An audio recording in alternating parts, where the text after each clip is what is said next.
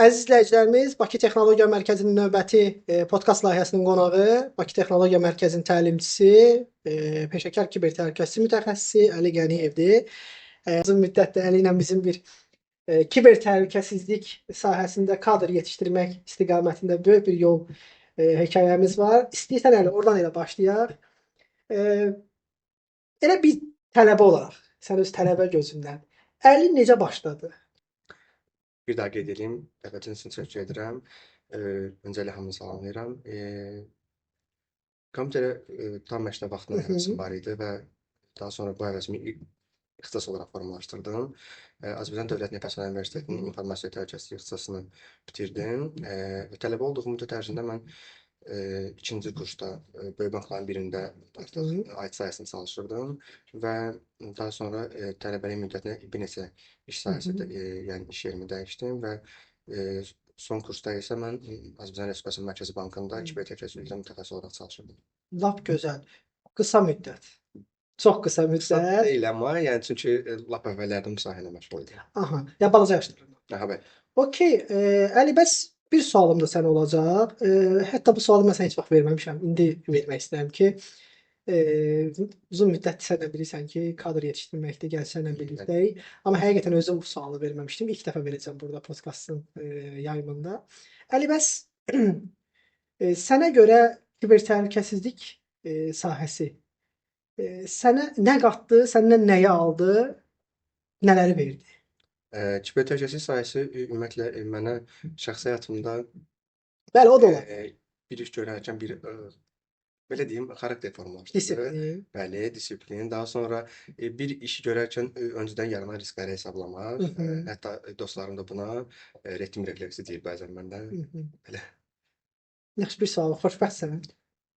Dünya bir də gəlsəm yenə seçərəm. Çox gözəl. Yaxşı Əli, sən seçmisən, hələ də seçməyə davam edirsən məncə də. Çünki sahə gün keçdikcə artır. İstər dövlət sektoru olsun, istər özəl sektorda kiber təhlükəsizliyin vacibliyi artır. Qurumlarda kiber təhlükəsizlik bilinçləndirilməsi, yəni necə deyək ki, o etikası yaranmağa başlayır. Bu da təbii ki, sənin özünün inkişafına da məcbur töhfə verir. Bəs gənclər bu sahəyə indiki vəziyyətdə, bilirsən ki, bizim köhnə vəziyyət, yəni köhnə öncə sahənin hələ yeni başladığı müddətdə bəzi şeylər asan idi. Bunu dilə gətirmək vacibdir. İstər kursların, bu sahədə verdiyi tədrislərin keyfiyyəti buna təsir edirdi. İstər universitetlərimizdə bu boşluqlar var idi. Bunu elə sizin özünüz də doldururdunuz, elə tələbə olaraq tələbə yetişdirirdiniz.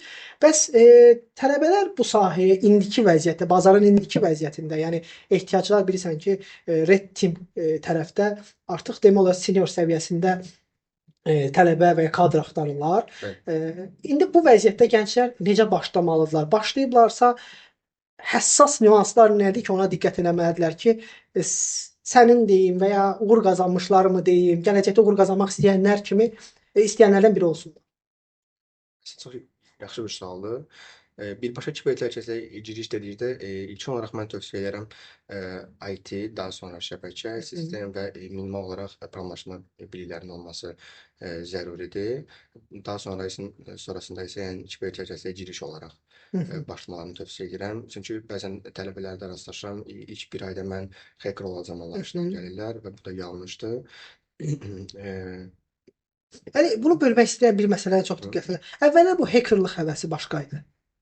Yəni sanki artıq rollar dəyişdimi? Artıq insanlar hackerlıq anlayışı deyil də, cəmiyyət hackerlıq anlayışı deyil də, bir kiber qəhrəman və ya dövlət qurumlarında işləyən bir mühafizə əməkdaşı və ya hansısa bir qurumun nümayəndəsi olmaq həvəsi ilə başlayırlar. Əvvəllər bizim vaxt, yəni köhnədən başlayanda o zamanlar mən görürdüm ki, tələbələr daha çox filmlərə baxıb əssənlənirdilər.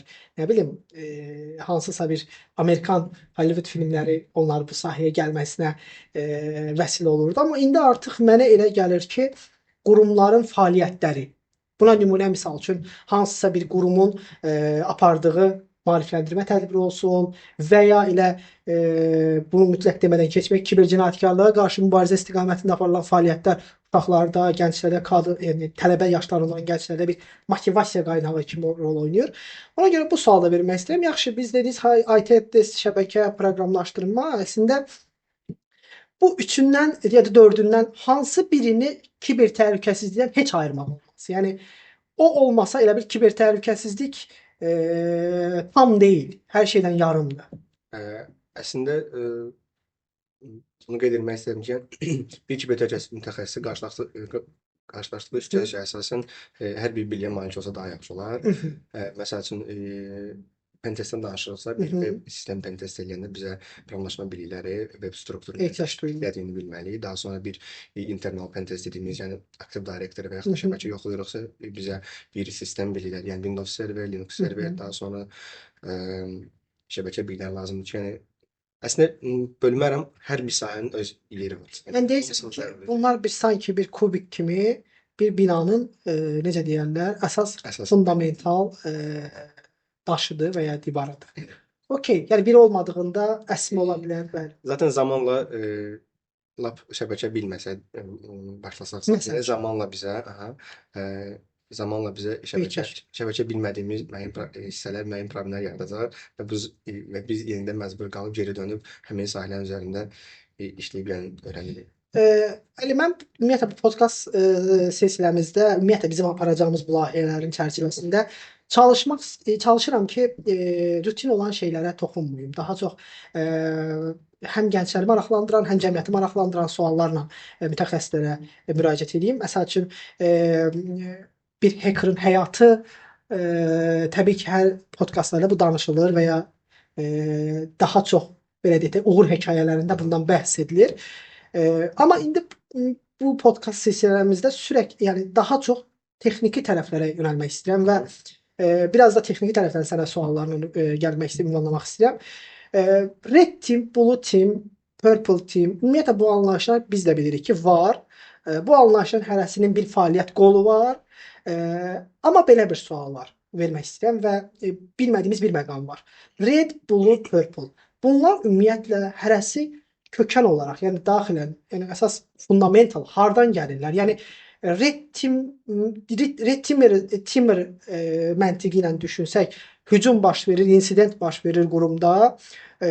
Deyək ki, Blue Team yoxdur və ya Blue Teamə ulaşım çətin vəziyyətdədir. O deməkdir ki, mən əlimi çəkirəm, nə halınız varsa görün. Yoxsa sual aydındır. Hə, yəni əsas mənə maraqlı olan budur. Ümumi başlasan Red Team anlayışından, Red Team ümumiyyətlə real bir hücum ssenarilərinin yoxlama yanaşmasıdır.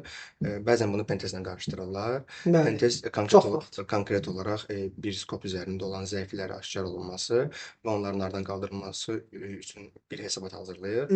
Amma Red Team isə real simulyasiyaların üzərində burada şirkətin Blue Team komandasında, insan faktorlarda müəyyən bütün sistemlərin hər biri yoxlanılır, simulyasiya olunur, belə desək.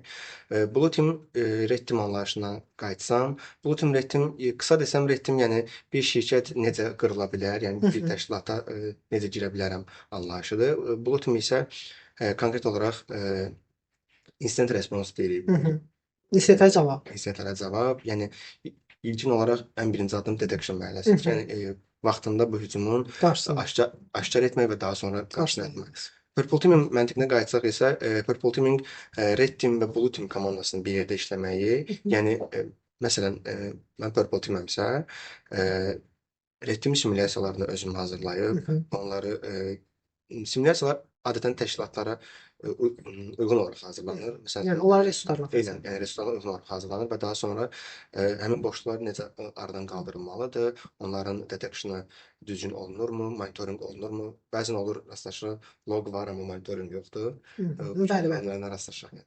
Belə anladım ki, yəni hər birinin fəaliyyətinə görə bunları komanda adı altına alınıb. Yaxşı, o zaman Purple Team-dən danışdıq. Bəziləri Purple Team-i belə başa düşür ki, Red Team-i bilirəm, sonra Blue Team-i bilirəm, sonra bu ikisini bilməliyəm ki, Purple-um. Yoxsa bayaq sən vurğuladın ki, Purple Team iki komandanın bir yerdə apardığı fəaliyyətdir. Bu adətən qurmaca təşkilatı dəyişir. Bəzi hallarda xüsusi Red Team, Purple Team komandaları var. Bəzi hallarda isə Red Team və Blue Team komandaların bir yerdə işləməyinə Purple Team deyilir. Onda deməli hər iki anlayış da məntiqlidir. Yəni hər iki anlayış da doğru belə deyək də cəmiyyətə anlatılıb. Yəni məsələn sən Red Team psixopatasan, gələcəkdə Blue Team-i də deyək ki, bilirsən. Mən Background əmin var deyiləm, da. background var. Background'unda çox Bəli, var. bəli. Sabah bu gün Purple Team olub, sadəcə evdən oturub bir şirkətin ikisini də, iki fəaliyyətini də həyata keçirə bilərsən də. Əslində növbəti karyeramın növbəti addımlarını Purple Team olaraq Hı hı. davam etməyi düşünürəm. Çünki artıq bayaqlar qeyd elədim, reyting simulyasiyanın hazırlanması, Aynen. yoxlanması, pentest tərəfindən zəiflərin yoxlanması və s. Daha sonra bu team məntiqi ilə onun da müəyyən ssenarilərin hazırlanması, Hı hı. use case-lərin hazırlanması, hansı tip situasiyalarda hansı tip qərarlar vermək lazımdır. Bəzən L1 komandaları yığılır. Hı hı. Mən buna L1 ordusu deyirəm, amma çox da effektiv olmur. Daha çox Blue Team tərəfdən müəyyən proseslərin avtomatlaşdırılması, sual məntiqinin Hı hı. təmin olunması, tətbiq olunmasını, yəni Alışqanlıq gətirir də. eynən, yəni bu tip situasiyalar. Hı hı. Yaxşı, bir dənə sual verim sənə, ondan sonra təhsillə yekunlaşdıraq. Hı hı. Bəs şirkətlərimizin, ümumiyyətlə şirkətlərin belə deyək də, şirkətlərimiz deyirəm çünki hamısı bizim Azərbaycanı Hı. təmsil edir bazarda. Şirkətlərimizin səncə nə dərəcədə kiber təhlükəsizlik infrastrukturu deyim, ona yanaşma məntiqidirmi deyim, daha çoxdur və ya yüksəkdir, aşağıdır? Hı, aydındır. Ümumiyyətlə təşkilatlarda belə bir mindset var, bizə heç nə olmaz. Mən bunu doğru hesab etmirəm. Hı. Ümumiyyətlə best practice-də rastlaşdığım кейslərdən deyərəm ki, hal-hazırda patch management demək olar. Aşağı leveldadır. Bayaqlar qeyd etdim, bir daha deyim. Monitorinqin düzgün aparılmaması. Yəni log var, yenə də baxan yoxdur və əlavə olaraq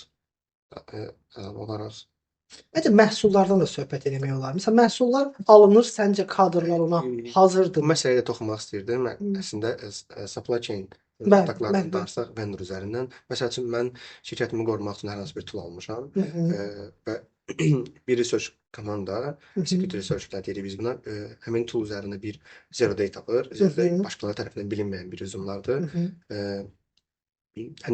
Sonradan Yəni tapılıb özlərinə saxlanılır onlar, CV olaraq yazılmır və həmin toolu istifadə edən müştərilər həmin hücuma məruz qalır. aydındır.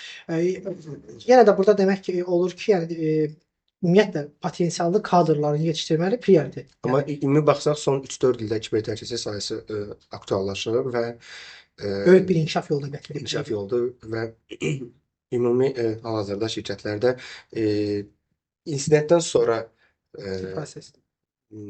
əsasən maliyyə ayrılır kiber təhlükəsizliyə. Yəni bir növ belə deyək də, loru desək, hadisə baş verir. Hadisə baş verəndən sonra, yəni biz onu anlayırıq ki, nəzərlərimiz olur ondan sonra. Okay, bəs kadrlardan söhbət elədik. İndi məhsulların alışından və s. söhbət eləyəndə bunların kadr ehtiyacından biz danışdıq.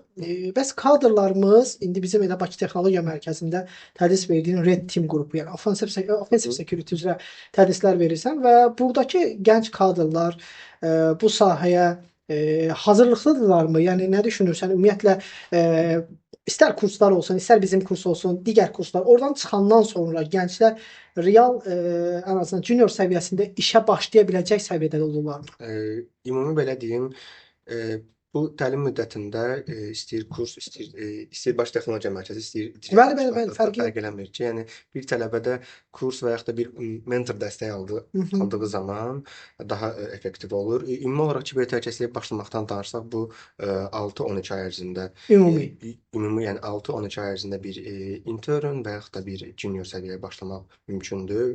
Təbii ki, bunun üçün bir mentor dəstəyi və yaxud da düzgün nizamlı laboratoriyalar və praktik olunmalıdır, laboratoriya mühiti praktik olunmalıdır və ümumi olaraq Bakı Texnologiya Mərkəzində qeyd etmək istəyirəm ki, birbaşa kiber təhlükəsizliyin savayı tələbələrə IT Essential, daha sonra şəbəkə, sistem təməlləri və daha sonra kiber təhlükəsizliyə giriş mövzuları keçilir və daha sonra tələbə öz tərəfini seçir, Red Team və Blue Team təlimləri də həmçinin bizdə mövcuddur. Əslində mümkündür bir şey də qeyd etmək mümkündür ki, tələbə yəni hər iki Red və Blue-da yəni həmçinin öyrənsin. Belə bir seçim də var yəni. Sənan müəllimlə də biz burada podkastımız oldu. Sənan müəllimlə biz bu məsələni danışanda Sənan müəllim də bunu vurğuladı. Həmkarım sənin də podkastına baxdım. Yəni bu barədə çox böyük. Yəni əslində bir növ ikiniz də bir belə deyək də, loru dildə desə, ağacın butağı kimisiniz. Yəni kök kiber təhlükəsi başlama məntiqi, bir yerdə olmanız, bu işlərdə fəaliyyətləriniz başda eynilik təşkil edir.